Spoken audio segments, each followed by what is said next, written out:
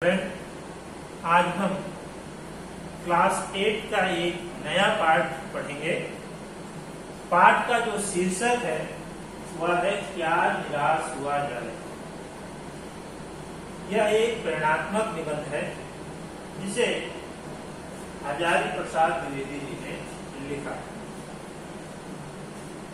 द्विवेदी जी द्वारा लिखित क्या निराश हुआ जाए, क्या निराश हुआ जाए, एक श्रेष्ठ और प्रेरणात्मक निबंध। इसमें प्रेरणा मिलती है, सकारात्मक सोच को बढ़ावा मिलता है, नकारात्मक सोच को कमी होती है, अर्थात प्रेरणात्मक निबंध।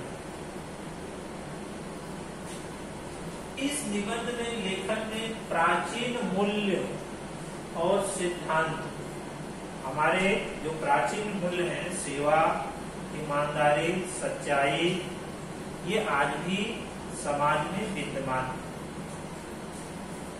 इस आस्था को देखकर सिद्धांतों के प्रति आस्था प्रकट किया गया है कि आज भी मौजूद है। लेखक आज की विघटन सामाजिक आस्था को देखकर, समाज में जो विघटन हो रहा है, जो अलगाव हो रहा है, जो भ्रष्टाचार रह रहा है, जो लोग कम मेहनत करते हैं बहुत अच्छे ऊंचे पदों पे चले जाते हैं, जो लोग श्रमजीवी हैं वो पिस रहे हैं, ऐसे विघटन को देखकर उनकी आस्था को देखकर वो दुखी तो होते हैं परंतु निराश नहीं, उनमें सकारात्मक सोच है।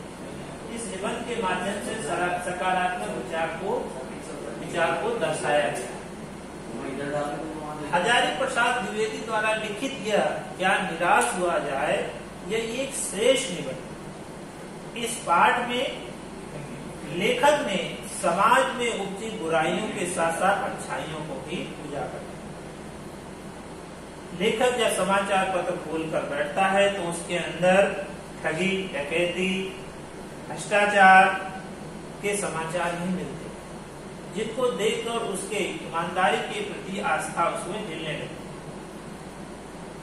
किसी आदमी ने ठीक कहा है कि इस जमाने में जो है कि जो व्यक्ति काम नहीं करता है वो ज्यादा सही, जो व्यक्ति काम करता है समाज के लोग उसके काम में दोषारोपण करते हैं, दोष ही देखते हैं। यही कारण है कि जो व्यक्ति काम करता है उसमें हमें दोष ही दिखाई देता, अच्छाइयां नहीं। अगर हम व्यक्ति में अच्छाइयां ढूंढने का प्रयास करें तो हर व्यक्ति के काम में अच्छाइयां आपको नजर आती। लेखक कहता है क्या तिलक, महात्मा, टैगोर आदि जो महापुरुष हुए थे, क्या ऐसे ही महाभारत, ऐसे ही भारत की चिंता किए? क्या यही भारत है जो अंधकार के गहर में डूब गया है? लेखक का मानना ऐसा नहीं है। आज भी यह भारत मनुष्यों और मुनियों का देश है। आज भी इसके अंदर आस्था, ईमानदारी, सच्चाई जैसे भाव देखने को मिलते हैं। आज कुछ माहौल ऐसा बन गया कि जो श्रमजीवी हैं, परिश्रम करने लोग हैं, वो दयनीय स्थिति में जीवन यापन करते हैं, परंतु जो फरेब करने वाले लोग हैं वो ऊंचे ऊंचे पदों पर आसीन हो जाते हैं। समाज में उनको मान सम्मान और इज्जत मिलता है क्योंकि वह भ्रष्टाचार करके अत्यधिक धन को कमा रहे हैं। भारत में कभी भी भौतिक वस्तुओं को सम्मान नहीं दिया है, परंतु मनुष्य के अंदर जो आंतरिक गुण है उसी को महत्व दिया जा रहा। लोभ, लालच, क्रोध, इसको कभी भी बढ़ावा देने के लिए भारत के लोगों ने न तो उसका समर्थन किया है, न इसे पक्षधर है। लेखक यहाँ कहना चाहता है कि आज भी देश में सेवा, ईमानदारी, सच्चाई और आध्यात्मिक मूल बने हुए। हाँ, इनकी संख्या कम हुई, इसको मानने वाले लोग कम हुए, परंतु अब खत्म हुआ है ऐसा आप नहीं कह सकते। आज भी मनुष्य से प्रेम करता है, एक दूसरे की इज्जत करता है, महिलाओं का सम्मान करता है, चोरी को गलत समझता है, दूसरे को कूड़ा पहुंचाना पाप समझता है और भ्रष्टाचार को आए दिन वह उजागर करना या विरोध प्रकट करना इस बात का सबूत है कि आज भी लोगों के मन में सच्चाई, ईमानदारी जैसे भाव मौजूद है। हाँ, लेखक का यह मानना है कि आप बुराई को बुरा माने, पर बुराई को बढ़ा चढ़ाकर अपने स्वार्थ सिद्धि के लिए उसे फैलाएं। बुरा मानना अच्छा तो है, परंतु उसमें रस लेना वो गलत है। हाँ, उतना ही गलत हुआ है कि अच्छाई को उजागर न करना और उस पर रस न लेना। इसलिए बुराई का बुरा मानना परंतु उसमें रस लेना ये गलत बात है। लेखक दो दृष्टांतों के द्वारा, दो उदाहरणों के द्वारा इस बात पर जोर दिया है कि आज भी समाज में जो है सेवा, ईमानदारी जैसे भाव होते हैं। लेखक वह पहली घटना सुनाता है कि वह एक बार वह रेलवे स्टेशन पे गया और जल्दीबाजी में उसने 100 रुपए का नोट दिया। टिकट बाबू ने उसे 10 रुपए का टिकट दिए। वह जल्दी में पैसा लेना भूल गया और आकर के स्टेशन पे वह ट्रेन लगी हुई थी, सेकंड क्लास के डब्बे में जाकर टिकट बाबू थोड़ी देर में डिब्बे में उस हर व्यक्ति को ढूंढता हुआ आया और आकर वह पंडित जी के पास ठहरा और कहा, पंडित जी आप जल्दीबाजी में 90 रुपए लेना भूल गए। लेखक को आश्चर्यचकित हुआ कि आज भी ऐसे ईमानदार लोग हैं जो पैसा वापस करने आए, और वह ईमानदारी के प्रति आज भी समाज में ऐसे सजग लोग हैं। उदाहरण है, सिर्फ हमारा नजरिया वैसा होना चाहिए।